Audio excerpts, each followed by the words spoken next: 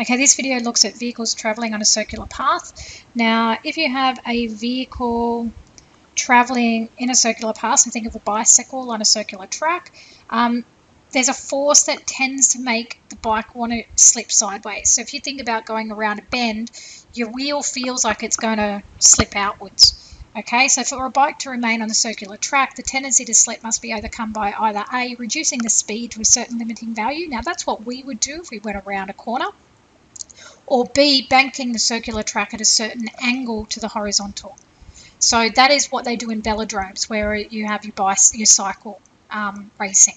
Because when you're racing on a bike, you don't want to have to brake. So to avoid that, they bank the track. Okay? So because the frictional force between the tyres and the road may be not sufficient to keep the vehicle on a circular path, that's what the banking does. And you can see that I've got two diagrams here to show what's going on. So this is your banking here. Okay, so the surface in figure on the left is banked at an angle of theta degrees to the horizontal. So the outer edge is raised compared to the inner edge. So this is the inner and this is the outer, and it's raised by this height here above the road. Okay, now the banking angle theta may be found by resolving the forces at P along two perpendicular axes, with O being the center of the circular track as indicated. So that's the center of the track. Okay, so if you think about a velodrome, that might help. And you can see also that I've resolved those forces in the diagram to the right. So the centripetal force necessary to prevent slipping is provided by the horizontal component of the normal reaction. Now our normal reaction is this force here, which is at right angles to the track. Okay, so you can see that in the second diagram. There's your normal, and we've resolved it into its two components, horizontal and vertical. Okay, so if I think about that, I've got n sine theta equals ma, and I've got n cos theta has to equal mg. Now, n sine theta equals ma, we can replace that ma with mv squared over r, so that's my equation 1, and my equation 2 is just the mg.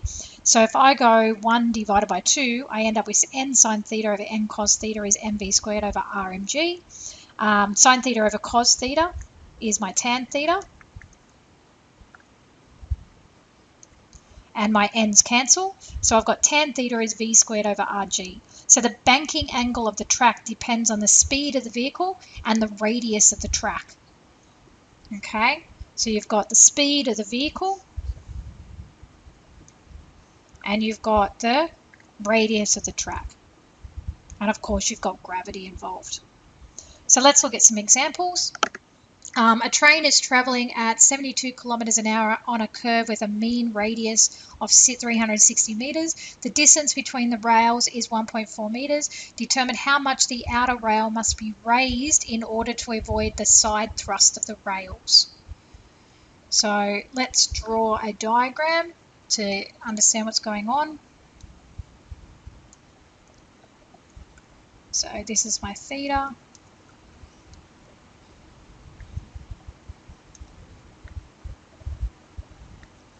Okay, this is to the center, and we've got the normal at right angles, and that means this is theta here as well, and we've got that weight mg. Okay, so let the mass of the train be m kilometers and theta be the angle the plane of the rails makes to the horizontal. As you can see, the inward force required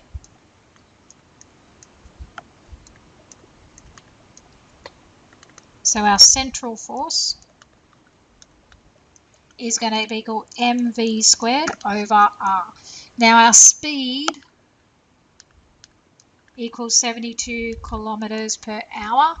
So that's going to be 72 times by 1,000 over 1 times by 3,600. So that will be meters and that'll be seconds. So that would be 20 meters per second. So if I come back up to here, I've got my mass times 20 squared over 360 because that's my radius. My R was 360 meters. Okay, so the component of this force parallel to the plane and the rails. P is going to equal m times 20 squared over 360 times my cos of theta. But the component of weight acting in this direction is mg sine theta. So weight in this direction is mg sine of theta. So therefore mg sine of theta has to equal m times 20 squared all over 360 times cos of theta. Now if I divide both sides by cos of theta and divide both sides by mg, I end up with tan theta equals m times 20 squared. Actually, I'm just going to cancel those m's. So do some cancelling. The m's go, that goes, that goes. So I've got 20 squared over 360g, and that's approximately 0.11. So theta is approximately inverse tan of 0.11. And that's approximately 6.47 degrees. Now the height of the outer rail is going to be that h there. This is theta and this is 1.4 meters. So our h, opposite hypotenuse, is going to equal 1.4 sine of theta, which is 1.4 sine of 6.47, which is approximately 0.1577 meters. So therefore, the outer rail, that looks like the cuter rail, the outer rail must be raised approximately, and we'd round up, 16 centimeters above the inner rail.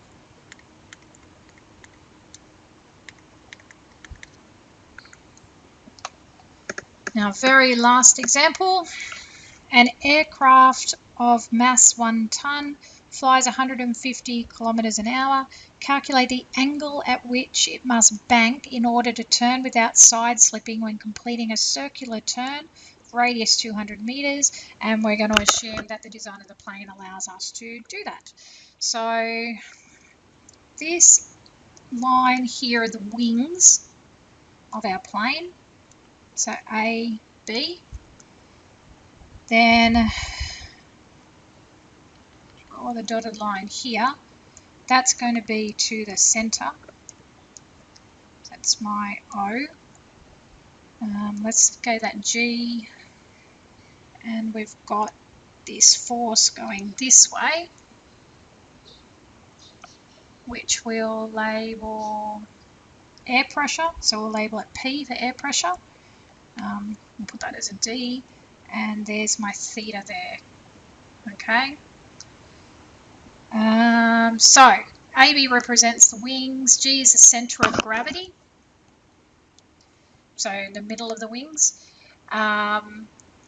CGD is the horizontal line through G to the center of the circle, C. Okay, so I'll label that, actually I'll label that C for center. Air pressure is the force P acting through G perpendicular to AB. P must be sufficient to support the plane mg and also provide the central force mv squared over r along GC. Okay, now our velocity we have is 150 kilometers per hour So that's going to be 150 times by 1,000 meters all over 1 times 3,600 seconds, which is 125 over 3 meters per second to leave it whole. So our velocity is 125 over 3 meters per second, and our radius is 200 meters. So our components of P is going to be P cos theta equals mg, our equation 1. Our P sine theta is going to be our mv squared over r. So that's our m times 125 over 3 all squared all over 200. And I'm not going to bother simplifying that. That's number 2.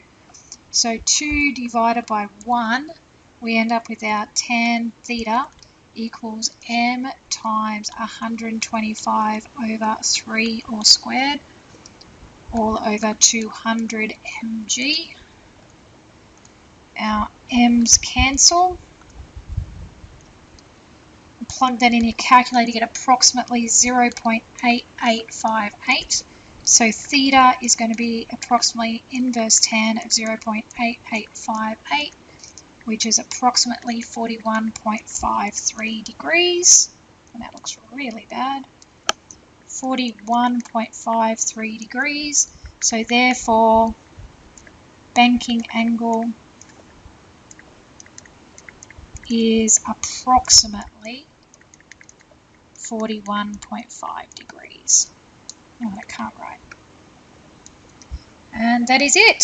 So QMaths exercise 9.10, page 402, question 2, question 4 to 10. That covers everything on the applications of circular motion.